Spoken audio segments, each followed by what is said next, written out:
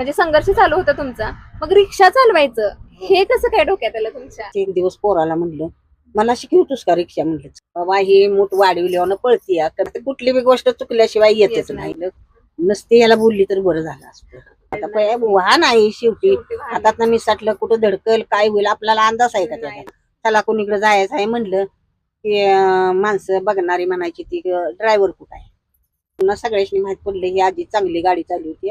तर आजी रिक्षा चालवण्यासाठी लायसनची पण गरज असते, मग तुम्ही घनश्यामची आई गाडी चालली होती या काय कुठं ठोकली का काय झालं का काय पोलीस कसं त्यांच्या घरी गेलं. म्हणजे तुझी इच्छा आहे रिक्षा चालवायची तर मी तुला सपोर्ट करतो किंवा मी तुला शिकवतो. तर आपण आई या वयात सुद्धा रिक्षा चालवण्याची इच्छा जर प्रकट करत असेल हे करतात, पॅसेंजर घेतात तेव्हा सीट घेऊन चांगल्या पद्धतीने रिक्षा चालवतात. काय वाटतं आता? नमस्कार मित्रांनो, याच त्या 65 वर्षांच्या मंगला आजी. आपल्या दवाखान्याचा औषधांचा खर्च भागावा आणि आपल्या मुलाच्याही संसाराला हातभार लावावा याकरता या वयातही रिक्षा चालवणाऱ्या या आजी. त्यांचा मुलगा ज्यांनी त्यांना रिक्षा चालवायला शिकवलं ते ॲक्च्युली एका ST डेपोमध्ये ड्रायव्हर म्हणून काम करतात. आपली आई म्हणाली चल मलाही शिकवतोस का रिक्षा चालवायला, म्हणून त्यांनी आईलाही रिक्षा चालवायला शिकवलं आणि अवघ्या 3 दिवसात त्या रिक्षा चालवायला शिकल्यासुद्धा. त्या फक्त रिक्षा चालवायला शिकल्या नाहीत बरं का, त्यांनी वाहतुकीचे नियम पण समजावून घेतले. मित्रांनो, कोणतीही गोष्ट करण्याची उमेद नसलेले अनेक जण कारणांची लिस्ट घेऊन बसतात, पण रिक्षा चालवणाऱ्या या आजी बघितल्या तर मात्र मनात जिद्द असेल तर माणूस कोणत्याही वेळात कोणतीही गोष्ट करू शकतो हेच मित्रांनो सिद्ध होते बरं का. नमस्कार मित्रांनो, एका स्त्रीची एका नारी शक्तीची कल्पना कधी येते ज्यावेळी आपल्याला वेगळं असं काहीतरी दिसतं. आपण बऱ्याच वेळा असं म्हणतो पुरुष आणि स्त्री म्हणजे पुरुषाच्या बरोबरीने एक स्त्री प्रत्येक गोष्टीमध्ये काम करत असते. असं म्हणत असताना काही गोष्टी घडतात, काही उदाहरणं डोळ्यासमोर येतात, तेव्हा त्या गोष्टीला पुन्हा पुन्हा त्या गोष्टी ऐकाव्या वाटतात, पुन्हा पुन्हा त्या गोष्टींबद्दल बोलावंसं वाटतं. एक स्त्री काय चालवते? एक स्त्री आपला संसार चालवते, आपलं जे कुटुंब असतं ते कुटुंब चालवते. दवाखाना असेल तर डॉक्टर बनून एक दवाखाना चालवते. शाळेमध्ये शिक्षिका बनून वर्ग चालवत असते, बस चालवते, ट्रक चालवते, अनेक गोष्टी वैमानिक बनून विमान चालवत असते. बऱ्याचशा गोष्टी स्त्री आपल्या कर्तृत्वाने करत असते आणि त्याच्यामध्ये एक अशी गोष्ट असते हे करण्यापाठीमागं की मी स्वतः पण काहीतरी करू शकते, मला कुणाच्या काय म्हणतो आपण कुणाच्या वरती अवलंबून राहायची गरज नाही, मी स्वतः पण धाडस करू शकते, मी स्वतःचं एक वेगळं विश्व निर्माण करू शकते. आज आपण बघणार आहोत, भेटणार आहोत एका आजींना. 65 वर्षांच्या आजी रिक्षा चालवतात. मित्रांनो, 65 वर्ष वय झालं असलं तरी त्या रिक्षा चालवतात. ही एक जिद्दीची कहाणी आहे. खऱ्या अर्थानं काळ बदलला तरी पण धाडसाला वय नसतं मित्रांनो, त्या आजींच्याकडून आपण जाणून घ्यायचं आहे. तर मित्रांनो, आजच्या या व्हिडिओच्या माध्यमातून आपण त्या आजींशी बोलणार आहोत आणि जाणून घेणार आहोत त्यांचा संघर्ष आयुष्यामधला, त्या रिक्षा चालवायला कधीपासून शिकल्या आणि काय त्यांनी कसं हे धाडस केलं, त्या धाडसाबद्दल आपण बऱ्याचशा गोष्टी आजींना विचारणार आहोत आणि त्यांच्याशी गप्पा गोष्टी करणार आहोत. बघूया आपल्याला या व्हिडिओच्या माध्यमातून आजी काय सांगतात ते. चला तर मग. नमस्कार आजी. नमस्कार. पहिल्यांदा आजी तुमचं नाव सांगा. माझं नाव मंगला भावळे. तर तुमचं माहेर कोणतं? माझं माहेर भिकवडी आहे, भिकवडी विट्याच्या अलीकडे. भिकवडी. पहिल्यांदा तर आजी तुमचं लहानपण कसं होतं त्याबद्दल सांगा. लहानपण काय सांगायचं, तर लहानपण म्हणजे मी लहान होती तेव्हा 72 सालाचा दुष्काळ पडला होता. तेव्हा मी 10 वर्षाची होती. मला कळत होतं पण दुष्काळ पडला होता. मला असं शाळा बिळा शिकायला असं काही चान्स मिळाला नाही. माझी भावंड बारकी होती. माझं वडील त्या वर्षीच वारलं, 72 सालीच माझं वडील वारलं. हो, त्यामुळे मला शाळा शिकायचा चान्स मिळाला नाही. माझी आई, आम्ही 4 मुलं आणि माझी आई. घरची परिस्थिती अशी गरीबच होती. माझं वडील वारल्याच्या नंतर माझ्या आईनं आम्हाला 4 मुलांना सांभाळलं. का तर ती मुलं माझ्यापेक्षा बारकी होती. मीच थोरली होती. मला 3 बहिणी, मला धरून 3 बहिणी. मी सगळ्यात मोठी. माझ्या पाठची एक बहीण, बहिणीच्या पाठचा भाव आणि भावाच्या पाठची एक बहीण, अशी आम्ही 3 बहिणी आणि 1 भाऊ. शाळा काहीच नाही झाली का? शाळा गेली, सुरुवात केलेली शाळेला. 6 महिने शाळेत गेली. 6 महिने नुसतं 6 महिने शाळेत. आता सगळी घरच्या परिस्थितीमुळे थांबलाय. हो, घरच्या परिस्थितीमुळे बी थांबलो आणि दुष्काळ बी पडला. त्याच्यामुळे तर लईच अडचण आली. मग लग्न झालं म्हणजे इथे आला तुम्ही त्यावेळी वय किती होतं तुमचं? वय होतं की माझं 17-18 वर्षाच्या वयात होती मी. लग्न झालं. लग्न झालं तेव्हा. मग हा तुमचा संसार फुलत असताना मिस्टरांची साथ कितीपर्यंत मिळाली? कसं होतं ते इथे आल्यानंतरचं आयुष्य, सासरी आल्यानंतरच? सासरे आल्यानंतर मला 4 मुलं झाली. आणि माझं मालक जरा व्यसनी होतं, पण चांगलं होतं. सगळ्यांना चांगलं होतं. मला जरा व्हायचं काही करायचं होतं, पण सगळ्यांच्यासाठी ते चांगलं होतं. सुरुवातीचा पण तुमचा संघर्षच होता म्हणायचा हो, इथे हो. आल्यानंतर. हो. किती वर्ष साथ लाभली तुम्हाला मिस्टरांची? माझं मिस्टर 40 वर्षाच्या वयात वारले. मिस्टर आणि माझे. मुलं किती तुम्हाला? मुलं 4. 4 मुलंच हो. आहेत का मुली आहेत? 3 मुली आणि 1 मुलगा मला. माझं तर अवघडच होतं माझं मालक वारल्यावर, तरी पण मला सासूचा आणि दिरांचा सपोर्ट होता. त्यावेळी कसं करायचं असं? आता एवढी मुलं, त्यांचं शिक्षण असेल, मग त्या सगळ्या गोष्टींचं कसं करायचं तुम्ही? शिक्षण तर जास्त दिलंच नाही मुलासनी. थोरली मुलगी 8वी शिकली. हम्म. 8वी शिकल्यावर नंतर तिचं काही दिवसानं लग्न केलं. हा. पुन्हा मुलगा, तिच्या पाठचा मुलगा आहे, हा. थोरल्या मुलीच्या पाठचा मुलगा आहे. तो मुलगा तर 10वीला होता. हा. 10वीला असताना तो आई म्हणला आता शाळा शिकायची तर कशी शिकायची.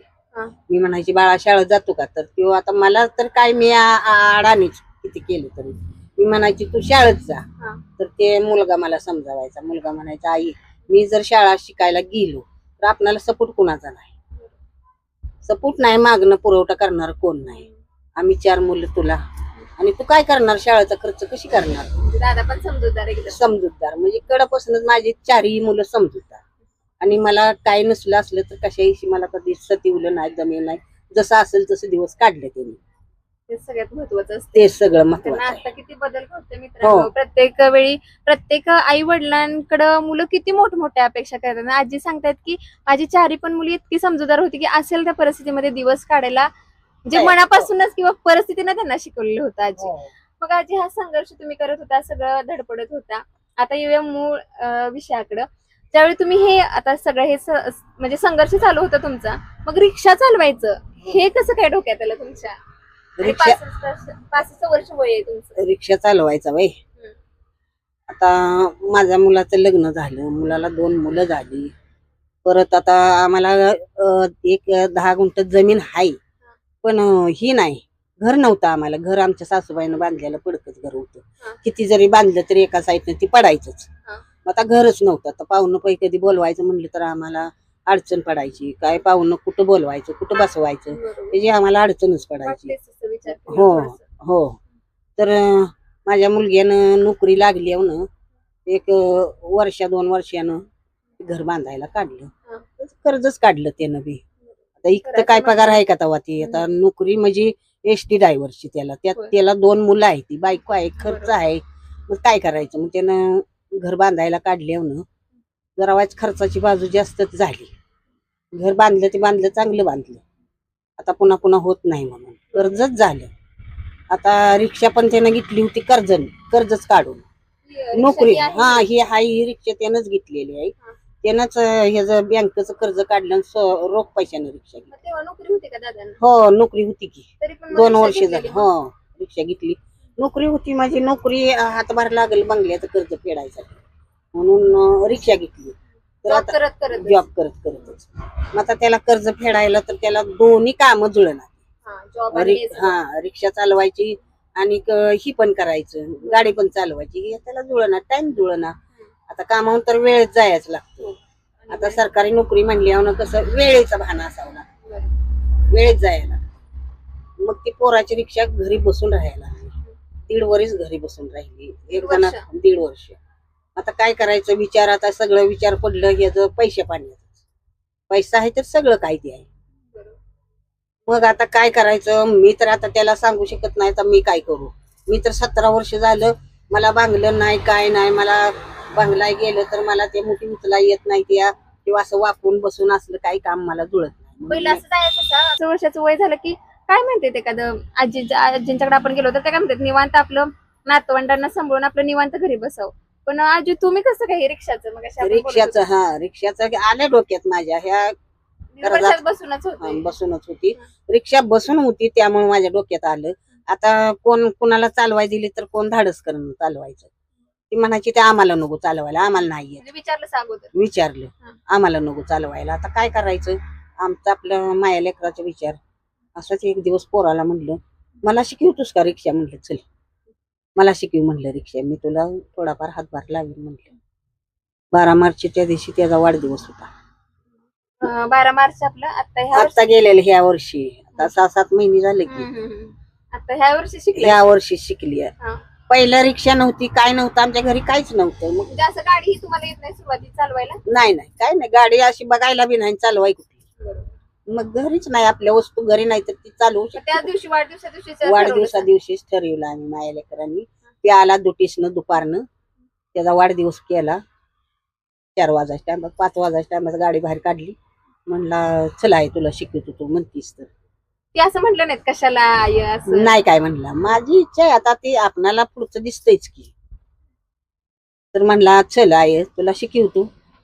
म्हणलं चल म्हणल्यावर गाडी बाहेर काढली. मग आता ते हँडल कुठला आणि ब्रेक कुठला आणि काय कुठला कुणाला माहित आहे तेव्हा. पहिल्यांदा सुरुवातीला काय शिकताना काय माहित आहे तेव्हा. हा, मग? मग त्याच्या पायावर पाय, ब्रेकवर त्याच्या पायावर पाय दिला, हातात हँडल त्याच्या हातावर मी हात ठेवला. मग ते जशी अशी मूठ वाढवल तशी मी वाढवायची. पहिलंच वाहन तुम्ही शिकलेलं? पहिलंच वाहन आहे, पहिलंच. कधी आपल्याला नाही. मानलं पाहिजे आजी ना. हा. मग काय गेलो 1-2 तास तिकडे गाडी फिरवली. इथंच आपल्या रोडला? इथं नाही, माझ्या तिकडं नांदगावला रुक्मादेवीची खिंड म्हणून आहे, हा. त्याच्या वाट्याला, कालावड्याच्या हा वाट्याला. हा हा. सुरुवातीला तिकडं हा. शिकायला. तिकडे मग किती गाडी- वेळात शिकलासा? मी 3 दिवसातच सगळं डोक्यात घेतलं. 3 दिवस शिकले की. तिकडं मनव म्हणून गाव आहे, शिरंब, मनव, हा. ही अशी गाव आहे ती आमच्या तिकडं, खेडवळ गाव. आपल्या म्हणजे तुमच्या माहेरी? माहेर नाही, सासरच्या मोहर. होय. सासर नांदगाव आहे त्याच्या पुढे. सासर नांदगाव आहे का हा, तुमचं? सासर हा, हा, हा. नांदगाव आहे. मग तिकडे आपली वाहनं जास्त नसते ती. हा. त्या रूटला आम्ही गेलो. हा. त्या रूटला गेल्यावर ती गाडी मला शिकायला, मला त्यांनी चांगली मदत केली. मदत म्हणजे सपोर्ट. मी भ्याची. तुमचं डोकं पण बघा 3 दिवसात हो, शिकला 3 म्हणजे काय दिवसात म्हणायचं? शिकली. धाडस मला म्हणायचा, मी म्हणायचे अरे बाबा कशाला मला गाडी शिकवतोस, कुठेतरी जाईल, कुठेतरी ही गाडी हातात निसतेल काय शिकत होईल. असताना हा? शिकत असताना तर ते म्हणायचं आई काय भिवू नकस, माझ्यापेक्षा तू चांगली गाडी चालवशील, भिवू नकस तू, मी आहे तुला. हा. जाऊ दे की कुठे गेली तर मी आहे तुला, जाऊ दे की तुला कुठे गेली तर मी आहे. कुठे जाते गाडी तेव्हा. आता त्यानं मला 1-2दा चांगलं शिकवलंय. आता त्याचं सगळं आम्हाला सूत्र गावली त्या गाडीची. बाबा ही मूठ वाढविल्यावर पळतीया, कमी केल्यावर थांबतीया, ब्रेक कमी केल्यावर. हा. किंवा असा चढायला तर चढायला म्हणायचा आई हिथच उभी करतो. चढ असा चढायला लागले की म्हणायचा थांबाई. म्हणजे चांगलं शिकवलं त्यानं. थांबाय म्हणला हिथच थांबे, चढावरती पण? चढावर पण. होय. मी तिथंच पहिल्या थांबवायचे. 3 दिवसामधलं सांगते. 3 दिवसामधलं हा. त्याच चढामध्ये अशी थांबवाय गेली की मी अशा गपदिशी ब्रेक दाबायची. बरोबर. ब्रेक दाबला की गाडी थटदिशी अशी थांबणार तिथे. थांबणार, उभी राहणार, ह्या बळा बसणार. बरोबर. मग अचानक. ते अचानक अनुभव आलाच की मला. मी म्हणायची अरे बाबा, आई म्हणायचा तसं नको करू, असे स्लो मध्ये असा ब्रेक दाबायचा. असा बरोबर. गपदिशी ब्रेक दाबलाच का नाही गाडी थटीशी उभा राहते. या बसणारा माणूस असं माग आदळल किंवा हे बळल, बरोबर. तर तसं नाही करायचं. बरं, चुकत म्हटलं. चुकतच शिकत. चुकतच. आता कुठली बी गोष्ट चुकल्याशिवाय येतच येत नाही. बरोबर. आणि चूक पण माफ करायला माणूस त्याला आणि लागतं, धाडस पण. धाडस पण लागतं धाडस आणि दादांनी हा. शिकवण्याचं ते वेगळं. शिकवण्याचं. मी त्याला म्हणायची कशाला बाबा, मी म्हातार माणूस आहे, मला कशाला शिकवतो गाडी. आधी मीच त्याला सांगितलं. हा, पण बसल्यावर नंतर तुम्हाला बसल्यावर वाटायचं. मला भ्या वाटायला लागलं. मला वाटायला लागलं नसते याला बोलली तर बरं झालं असतं, असं मला वाटायला लागलं. होय. हो, पण नाही काय नाही, त्यानं चांगलं शिकवलं मला. तुम्हाला मला- आत्मविश्वास कधी आला माझं मी आता चालवू शकते असं कधी वाटलं? मग 3 वाटलं की दिवसातच मला चालवलं? 15 दिवस मी त्याला मागणं हलू दिला ना, माग तिथं बसवला, म्हणजे 3 दिवस शिकला आणि पुन्हा चालवायला सुरू केलं सर? चालवाय सुरू केलं.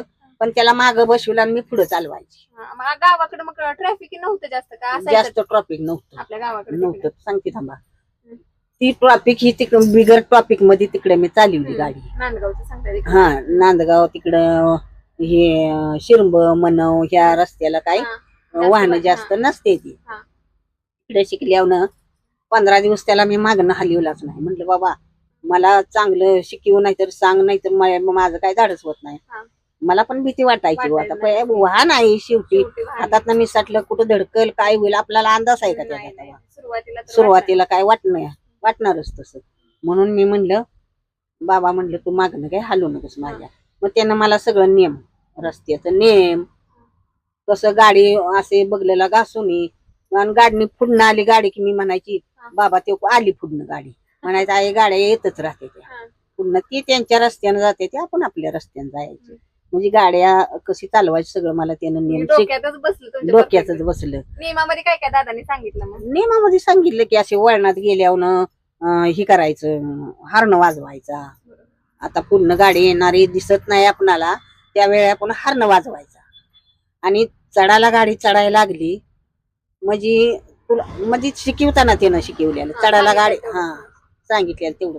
मग पुन्हा काय चढायला थांबवायची काही गरज वाटली नाही मला. चढानं एक सारखी धरायची मूठ गाडी चालती. 15 दिवस झाल्यावर मग पुढे कसं? 15 दिवस झाल्यावर काय केलं, मला म्हणलं आय मला स्टँडवर डबा घेऊन ये, मला नाश्ता घेऊन ये मला स्टँडवर, आपल्या कुठल्या कराडच्या? कराडच्या स्टँडवर. मग आता हिथनं गाडी मी ते पेट्रोल पंप काही नवीन झाला ह्यात मी चांगली ट्राय केली. त्यात फिरवली गाडी, माग रिवर्स घ्यायला, पुढं गोल गोल येड मारायला. शिकला नंतर 15 दिवसानंतर? हो. दादा पण असायचं? दादा नसायचा, तुमचं तुम्ही शिकायचं? माझी मी शिकायची त्या पेट्रोल पंपाच्या. काय म्हणायची बघणारी सगळी? काय म्हणत बघत उभा राहायची की, बघत उभा राहायची ती आजी गाडी चालली बघत उभा राहायची. काय कधीच नाही कोणी शिकवलेलं, मी शिकलेलं नाही ह्या वयात म्हटल्यावर माझ्याकडे सगळे कौतुकानं बघायची. मग काय झालं डबा मागितल्यावर? डबा मागितल्यावर म्हणलं बाबा आता मी जरा दुचमाटली, म्हटलं आता डबा घेऊन एकटीला बोलवतो या, आता जाऊ का न ग जाऊ का न ग, माझं जरा व्हायचं धाडस वाढना एकटी जायचं. बरोबर, कारण काम सोबत आजपर्यंत 15 दिवस माझ्या सोबत होता ना, आता मला एकटीलाच ये म्हणतोय. बाबा म्हटलं मी एकटीची होय, तर मला आई एकटीची आहे. एकटी आहे म्हणल्यावर मी गेली एकटी स्टँडवर गेली. त्यानं रस्तं सांगितलेलं मला गावलेलं तसे त्या रस्त्यानं मी गेली. डबा घेऊन आले स्टँडची सगळी माणसं आपली बावरून बघायला लागली. माझ्या आजी आली, रिक्षा चालली होती, आजी रिक्षा चालली होती पहिल्यांदा लय. मग ते दिला डबा, म्हणा असंच आहे चालवायची रिक्षा, काय नाही भिवू नगस, तू गेलीस की अर्धाने मग भिवून माणूस होतो, तसं काय तू भिवू नग, आता चांगली आलीस तू, आता इथनं पुढे आणखीन तू येशील चांगली, असं माझा मुलगा म्हणला. मला त्यानं सगळं नियम सांगितलेलं. बाबा पूर्ण गाडी आल्यावर आपल्याच वाटेनं जायचं, ती पलीकडची वाट त्यांची असती, जाणारी एक असती येणारी एक असती, असं मला सगळं त्यानं नियम सांगितलं. गाडीच्या शेजारनं गाडी अशी घासायची नाही कुणाच्या गाडीला. ते आता थोडा एक अंतर ठेवून गाडी अशी जाऊ द्यायची पुढं, असं मला त्यानं सगळं नियम सांगितलं. नियम सांगितल्याप्रमाणे मी तसं वागली आणि तशीच गाडी चालली होती. अजून मी कसपाट कुठल्या गाडीला गाडी घासली नाही किंवा कुठले काय हे केलं नाही. बघा आजींचं धाडस आणि सगळं आजीने प्रत्येक गोष्ट दादांनी जी सांगितली ती एकदम डोक्यात परफेक्ट. आता आजी बघा सांगतात नियमाने सगळं, आणि आजींचं धाडस पहिल्यांदा त्यांनी ते म्हणजे पहिल्यांदा डबा द्यायला आल्या त्या आपल्या मुलाला एसटीच्या कराड स्टँडच्या शेजारी, तिथून त्यांची सुरुवात झाली. पुढे आजी मग कसं म्हणजे कमर्शियल म्हणजे कसं असं तुम्ही ठरवलं, मग गावापासून कराड पर्यंत आला का कसं ठरवलं? मग मी पहिल्या झुट आली बघा, पाचवड फाटा म्हणून आहे आमच्या तिथं, तिथनं माझ्या मागोमाग पत्रकार, मी अशी ट्रॉफिक मधनं गाडी चालवत आली. एकटंच असायचं का घ्यायचं बसायला? मग नाही मुलगा होता की घ्यायची की, पुन्हा तिथनं पुढे नाही तवा एकटीच होती आणि माझा मुलगाच होता माग. डबा दिल्यापासून मग पुन्हा डबा दिल्यापासून सुरुवातच झाली. मग मी शिटा घ्यायला, सीटा घ्यायचं हो शिटा घ्यायची. परत मी गाडीत अशी उभा राहिली बाजूला, चला कोणीकडे जायचं आहे म्हणलं की माणसं बघणारी म्हणायची ती ड्रायव्हर कुठं आहे, ड्रायव्हर कुठं आहे, त्यासनी विश्वास वाटायचा नाही. मी त्यासनी वाटायचं ही बसलेली जाणारी शीट आहे वाटतं, आणि ते आम्हाला विचारते कुठं जाणार आहे म्हणून.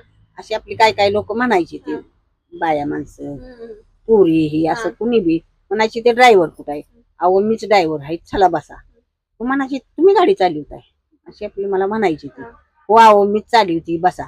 मग सुरुवात झाली, मग मी गाडी चालवायला शिटा न्यायला सुरुवात केल्यावर पुन्हा सगळ्यांनी माहित पडलं की आजी चांगली गाडी चालली होती आणि नीती गाडी. काय गमतीदार प्रसंग घडायचं काय असं तुमच्या प्रवासात, असं काय कोण विचारणं किंवा वेगळं लय विचार? एखादा प्रसंग सांगा की काय घडलेलं, एखादा आठवणार तुम्हाला प्रसंग? म्हणजे काय हेच की प्रसंग पुरी तिथं आता मी पुढे गाडी घेऊन येते, ते समजलं की पुरी बघायची, त्या पुरी म्हणायची त्या आजीच्या गाडीतनं जाऊया का, खरं? हो आजीच्या गाडीतनं जाऊया का.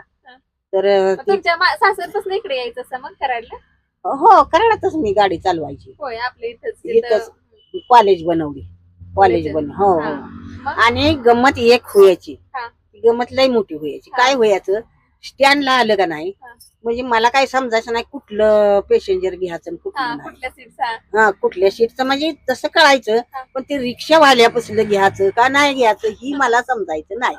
त्यांच्या गाड्या लावलेल्या असतात. त्यांच्या गाड्या लावलेल्या असते त्या तिथं मी म्हणायची चला येत आहे का, ही रिक्षावाला चिडायचं माझ्यावर. म्हणायचं काय म्हातारी दमवायला लागली आज, हा. कशाला म्हातारी रिक्षा शिकली काय माहित, आमची सीटा पळी होती, आमच्या सीटा नीती म्हणजे तुम्ही रिक्षा शेजारीच यायचं होतं. रिक्षा शेजारीच. तर आता मी त्यासने खरंच दमिवलंच म्हणायचं का, तर मला काय समजच नाही, हा, मग समजच नाही मला काय. मग मी कुणी काय सांगितलं मग नंतर? नाही, सगळे एक दोघं म्हणायची की आजी तिथनं पुढे जावा आणि तिथनं तुम्ही घेत जावा. हा, मग परत आता माझ्या डोक्यात आलंय मी आता त्यांच्यापाशी थांबत नाही. पुढच्या सीट आपल्या पुढच्या सीट आपलं त्यांच्यापासून पुढे जायचं, नाहीतर लय आवड तो कालवा उठलेला. मला लय चिडायची ती माझ्यावर. मग पोलिसांनी कधी अडवलं का? पोलिसांनी कधी नाही आली नाही. मला. पोलीस आपला असा हात करायचं. होय. हो, पोलिसांनी नाही कधी कुणी रिक्षावाल्या सकट नाही काय बोललं नाही तर मला. मग तर आता त्यांच्या सीटा घ्यायला लागल्या बोलणार की, बरोबर की. त्यांच्या सीटा घ्यायला लागल्या ती बोलणार की. आणि मला त्यातलं काय कळायचं नाही. मी म्हणायची त्यांच्या रिक्षापाशी असले तरी मी म्हणायची चला येत आहे का. बरोबर आहे. तर आजी रिक्षा चालवण्यासाठी लायसनची पण गरज असते, मग तुम्ही म्हटलं पोलिसांनी अडवलं, ती कसं मग मॅनेज म्हणजे कधी मागायची का? मला पहिल्यांदाच का नाही रिक्षा चालवायला सुरुवात केली, मी कराडात रिक्षा चालवायला आली. हा. त्यावेळेला मला हे जे कृष्णा हॉस्पिटलचा पूल आहे का नाही हा, तिथं हा. खाली, तिथं गाडी माझी अडवून माझं तिथं मुलाखत घेतली. हा. मुलाखत घेताना तो आगाबाई म्हणून होतं तिथं बरं. पुलाखाली. हा. मग त्या आगाबाईनं माझी सगळी मुलाखत घेतली. आजी कुठल्या गावचं, हा, हा, हा. का चालवत आहे, असं तसं काय काय आपलं विचारून त्यांनी माझी मुलाखत घेतली. हा. मुलाखत घेतल्यावर ही मुलाखत गेली सगळी. सगळीकडे. बरोबर की. सगळीकडे गेल्यावर आता ही आरटीओ साहेबांनी ही सगळीकडे आता चाललंच की आजी गाडी चालली होती. बरोबर. पण आता लायसन आहे का तेव्हा? हा. नाही, मग लायसन नाही. हा. लायसन नाही म्हणल्यावर माझ्या घरी आरटीओ 2 पोलीस लावून दिले बर. की पत्र आजीच्या घरी द्या आणि आजीला म्हणावं लायसन काढायला या. किती भारी. हो, पत्र द्यायला आल्यावर अशी गमत झाली की आजी गाडी चालली होती. आता आमच्या गावचीच आवती भोवतीची माणसं कुणी पण असते बरं ती. असतं. मग ती अशी एक दोघं म्हणली ती आयला ती घनश्यामची आई गाडी चालली होती या, काय कुठं ठोकली का काय झालं का काय, पोलीस कसं त्यांच्या घरी गेलं. हा, म्हणजे त्यांच्या डोक्यात वेगळं. डोक्यात वेगळं, म्हणजे त्यांची पण काही चुकी नाही, हा, वाटणार पण असं कसं पोलीस आहे. घरी आल्यावर कुणी पण काय पण हा, म्हणतो. बरोबर की. हा, मग? मग ती पोलीस मला येऊन म्हणले तर आजी तुम्हाला आरटीओनं सोमवारी बोलवलंय, लायसन काढायचे आहे. मग मला तिथे गेल्यावर एका महिन्यासाठी मला लर्निंग लायसन दिलं. बर. ते 1 महिना झाल्यावर पुन्हा 1.5 महिन्यानं मला पक्क लायसन दिलं. पक्क लायसन घेताना माझी तिथे ट्राय घेतली, चालेल. परीक्षा घेतली माझी. हम्म. परीक्षा बरोबर मी आपली गाडी चालवून धावली, मागं रिवजनं सगळं दाखवलं. किंवा त्या 8 आकड्यात सगळी गाडी मी व्यवस्थित चालली. आणि गेलोय कधी लायसन काढाय म्हणा गाडी चालवायला हे काही नाही. तर मी तर बांगलूनच आयुष्य माझं गेलं. हो, ह्या वयात तुम्हाला हे सुचलं, हेच किती वेगळे पण आहे. आणि सुसलं म्हणजे एक पांडुरंगाची कृपा. माझं चिंतन आपलं कसं असायचं, आता पोरग काय करील ह्याला, कष्ट केल्याशिवाय तरी पर्याय नाही. आणि ही जिद्द फक्त एका आईतच असते मित्रांनो. आईच आपल्या लेकरांसाठी काही पण गोष्ट करायला तयार होते. आणि त्या आजी पण त्या म्हटलं की माझ्या मुलाला हातभार लावायच्या दृष्टीने त्यांनी रिक्षा चालवायला सुरू केली. साधारणतः किती वेळ असतं मग रिक्षाचं हे आता सगळं तुमचं सेट झालं, किती तास चालवता दिवसात? मी सकाळी 9:30 ते संध्याकाळी 6 वाजेपर्यंत. जेवण आणून जेवता असं दुपारी? जेवण माझे सुनबाई डबा मला 8ला म्हणलं तर तयार असतो. मी किती नाश्ता मिळते करते, दिवसात मग तरी? मिळते की 500-600 रुपये मिळतं. भारीच हो. किंवा आणि मी दुपारच्या टाइमात मी 1-1.5 तास आराम घेते. एवढं पण काय वडाताण करत नाही. का करत नाही, आपलं वय पण झालंय आणि माणूस सगळं मला चांगल्यासाठी सांगते ती आजी तुम्ही दुपारची जरा सुट्टी घेत जावा, जरा आराम करत जावा, चांगल्यासाठी सांगते ती. चांगलं सांगते ती. हो, मी कुठला असतो रूट कॉलेज बनवली. तेवढाच एरिया मग हो, तेवढाच एरिया. मग इथं थांबत असं मी थोडं? जायची इकडं कोपारड्याकडं, गोविलवाडीकडं, तर मला समजून सांगणारी माणसं बरीचशीच भेटली. म्हणायची ते आजी त्याला कशाला येताय तुम्ही आपलं कॉलेज बनवलीच करा रूट. आणि असतेच बरेच सीट. हो, आणि तुम्हाला तीच बरं पडेल. मग माझ्या पुन्हा सगळं डोक्यात चांगलं आलं. त्याच्यामुळे आपलं तेवढंच हो, route cover तेवढंच करायचं. आपलं रूट कव्हर करायचा आणि त्यातच मला जी काय मिळेल ती मी समाधानी.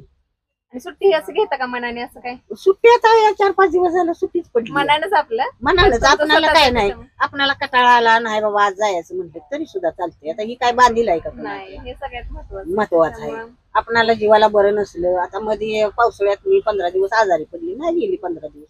आपणाला कोण जात म्हणून माझा मुलगा नाही तर कोण मला कोण मागं लागत नाही. आता रिक्षाही चालवायची हा सवय झाली असली तर हाती दुखत असतील नाही पहिल्यांदा दुखलं व्हायचं. होय खरं सुरुवातीला पहिल्या आता सुरुवातीला सवय व्हायचं. झाल्या काय नाही सवय हो आता नाही काय वाटत. बोलका आता- पण स्वभाव आहे तुमचा त्यामुळे भारीच होत असेल हो तुमचं काय नाही प्रत्येक माणसं माझ्याकडे बघून हसते ती, मी त्यांच्याकडे बघून हसते, म्हणजे चांगलं वाटतं. असं कोण आता सुरुवातीपासून एवढं वाटत नाही का बरोबर आहे मला चांगलीच करमणूक झाली आणि माझ्या गोळ्या औषधापुरतं मला 4 रुपये पण मिळते. घेते आजी आता बरेच जे तरुण असतात आता आमच्यासारखे पण त्यांना पण छोट्या छोट्या गोष्टी शिकायचा कामाचा खूप कंटाळा येतो. काय सांगाल त्या तरुणाने ह्या व्हिडिओच्या माध्यमातून तुम्ही ह्या 65 वर्ष असताना तुम्ही रिक्षा चालवायला नवीन सुरुवात केली कुठलंही वाहन चालवलं नसताना काय संदेश द्याल ह्या तरुणांना तरुणांना आमच्या संदेश सारख्यांना? हो तुमच्या सारख्याला हे संदेश देणार मी काय कुठलंही काम करताना भ्यायचं नाही किंवा असं थटून नडून बसायचं नाही. का तर मनाला लावून कुठलं काय घेत बसायचं नाही, डोक्यात काय ठेवायचं नाही. आपल्या आडवं काय पण येतं. किती माणसाच्या अडचणी असते त्या अडचणीला तोंड द्यायचं आपणच, धाडसानं आपणच हे करायचं. कधी कुणावर रागवायचं नाही, कधी कुणाला काय म्हणायचं नाही, कुणावर संतापायचं नाही. का नाही, आपलं नशीब असतं शेवट, आपल्या नशिबाप्रमाण होत जातं. त्याला नशिबाला आपणच साथ द्यायची, नशीब आपणाला साथ देणार बरोबर आहे असं आहे.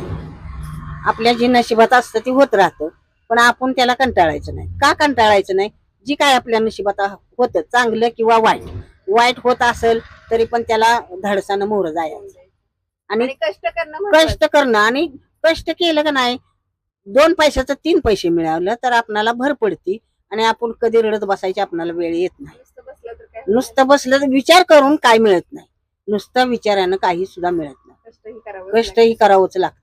खरंच आजी हा. खूप छान माहिती दिली तुमचं खूप आभारी कष्ट- आहे की तुम्ही एवढं छान माहिती दिली कष्ट केल्याशिवाय फळ मिळत नाही कष्टाचं. देव म्हणतो का नुसतं आयतं जांभळा तोंडात पडत नाही, त्या झाडाखाली बसल्यावर तोंड तरी पसरावं लागतं, वरत जांभळ आलेलं तोंड पसरून घ्यायला बरोबर असं असतं. बघा आजी किती भारी सांगतात आणि किती भारी त्यांचा संघर्ष होता. आता आजींच्या पाठीमाग खऱ्या अर्थानं खंबीरपणे जे त्यांच्या पाठीशी उभे राहिले ते म्हणजे त्यांचा मुलगा म्हणजे ते दादा. त्या दादांशी पण 2 प्रश्न आपण विचारूया, दादा काय म्हणतात बघूया. तर मित्रांनो आपल्यासोबत आहेत दादा ज्यांनी आपल्या आईला 65 वर्ष वय असताना सुद्धा रिक्षा चालवायला शिकवलं. खऱ्या अर्थाने ही गोष्ट करणं पण खूप धाडसच काम आहे. दादा एसटी डेपोमध्ये ड्रायव्हर म्हणून काम करतात. दादांना पण माहिती आहे एखादी बस चालवणं किंवा बसचं ड्रायव्हर होणं खूप जबाबदारीचं काम असतं. मग एवढं बस चालवणारे ड्रायव्हर मग एखाद्या व्यक्तीला सपोर्ट करतात किंवा आपल्या आईला सांगतात की तुझी इच्छा आहे रिक्षा चालवायची तर मी तुला सपोर्ट करतो किंवा मी तुला शिकवतो. तर आपण दादांच्याकडून जाणून घेऊया दादांनी हे धाडस कसं केलं ते. दादा पहिल्यांदा तुमचं नाव सांगा. नमस्कार, माझं नाव घनश्याम आवळे. मी कराड डेपोला एस मध्ये ड्रायव्हर आहे आणि ही जी रिक्षा चालक म्हणून सध्या प्रसिद्ध असणारी ही माझी आई आहे. तिचा मला सार्थ अभिमान आहे आणि आपल्या चॅनलतर्फे आपण आमच्या आईची मुलाखत घेऊन ही चॅनलवर आपल्या प्रसारित करत आहात त्याबद्दल मी प्रथमतः आपले खूप खूप आभार मानतो. आणि आपण विचारलेल्या प्रश्नाला मी उत्तर देतो की खऱ्या अर्थानं आईचं जे कौतुक आहे ते नक्की कौतुक आहेच, परंतु सगळेजण म्हणतात की त्या पाठीमागं माझाही खंबीरपणे खरंच आहे उभं का राहणं ते? एक गोष्ट चांगली आहे. तर त्या पाठीमागचं कारण असं आहे की आईनं ज्यावेळी तिची इच्छा व्यक्त केली की मला रिक्षा चालवायला तू शिकवशील का, तर मी थोडासा चकित झालो. पण मला ती आनंदाची गोष्ट वाटली की आई या वयात सुद्धा रिक्षा चालवण्याची इच्छा जर प्रकट करत असेल तर तिला एक वेगळा काहीतरी शिकण्याची इच्छा निर्माण होते. म्हणून मी लगेच विचार केला की ठीक आहे, आईला आपण रिक्षा चालवायला शिकूयात आणि एक नवीन जीवन दिल्यासारखं तिला करूया. म्हणून 12 मार्चला माझा वाढदिवस होता, त्या दिवशी मी तिला रिक्षा चालवायचे धडे द्यायला सुरुवात केली. आणि रिक्षा चालवायला शिकवताना माझ्या एसटीचा अनुभव माझ्या पाठीमागं होता, कारण मी तो कामी आला. तो नक्कीच कामी आला. एसटी ड्रायव्हर सोडून दुसरा माणूस आईला रिक्षा शिकवण्यासाठी धाडस करेल असं शक्यता वाटत नाही, नाही हो कारण दादा, छोटं मी वाहन असलं तर शिकवायला माणूस शिकवायला म्हणतो. नको म्हणते. पण आम्ही सतत रस्त्यावर आहे, आमची नजर खेळती अशी राहते रस्त्यावर, बरोबर. त्यामुळं आम्हाला तो अंदाज आहे रस्त्याचा किंवा वाहनांचा, त्यामुळं मग आमच्यामध्ये ते धाडस आहे. बरोबर. धाडस वाढलंय की वाहनं कशी येतात, कसं नियम सांभाळले पाहिजेत. आणि एस टी महामंडळाचं सध्या एक असं एक नियोजन आहे की महिलांनी ड्रायव्हर झालं पाहिजे. त्यासाठी एस टी महामंडळ प्रयत्न करत असते. आणि आपल्या सातारा जिल्ह्यामध्ये आम्ही ज्यावेळी ट्रेनिंगला होतो सातारमध्ये, त्यावेळी 7-8 महिला मुली त्या ट्रेनिंग घ्यायला तिथं होत्या आणि त्यांना तिथं ट्रेनिंग दिलं जायचं. आणि ते ट्रेनिंग बघून मला खऱ्या अर्थानं आईला रिक्षा शिकवण्याची प्रेरणा म्हणजे मिळाली. प्रेरणा तिथूनच मिळाली. तिथूनच मिळाली. आता म्हणजे आजी एकदम सराईतपणे म्हणजे हे करतात, पॅसेंजर घेतात किंवा सीट घेऊन चांगल्या पद्धतीने रिक्षा चालवतात. काय वाटतं आता? नक्की खूप छान वाटतंय की माझं जे शिकवणं आहे त्याला कुठंतरी यश आलं असं मला वाटतंय. आणि आमच्या आईविषयी त्या आईनं दाखवलेल्या धैर्याबद्दल आणि इतरांना मिळत असलेल्या प्रेरणेबद्दल माझ्या आईचं खूप खूप कौतुक करावं तेवढं कमीच आहे. आणि मला त्याचा अभिमान आहे. खरंच दोघांचं पण. तर दादा, तुम्ही आईला शिकवण्याचं धाडस केलं आणि आजीने ते धाडस सार्थ करून दाखवलं. अभिमान तुम्ही जो व्यक्त करताय, ते अतिशय चांगल्या पद्धतीने रिक्षा चालवतायत आणि एवढं सगळं हँडल करतायत रस्त्यामध्ये. ते त्यांनी सांगितलं सुद्धा, तुम्ही जे नियम झाले ते सुद्धा आजीने सांगितलं. म्हणजे त्यांची स्मरणशक्ती पण ह्या वयामध्ये किती चांगली आहे हे पण याच्यातून समजतं. दादा, तुम्हाला पण आजींना पण पुढच्या वाटचालीसाठी आमच्या चॅनलकडून खूप साऱ्या शुभेच्छा. आणि तुम्ही परवानगी दिली आणि तुमची प्रेरणा आम्हाला आमच्या चॅनलच्या थ्रू पोहोचवण्याची एक संधी दिली, त्याबद्दल तुमच्या दोघांचे आजी आणि दादा मनापासून मी आभार मानते. थँक्यू. धन्यवाद.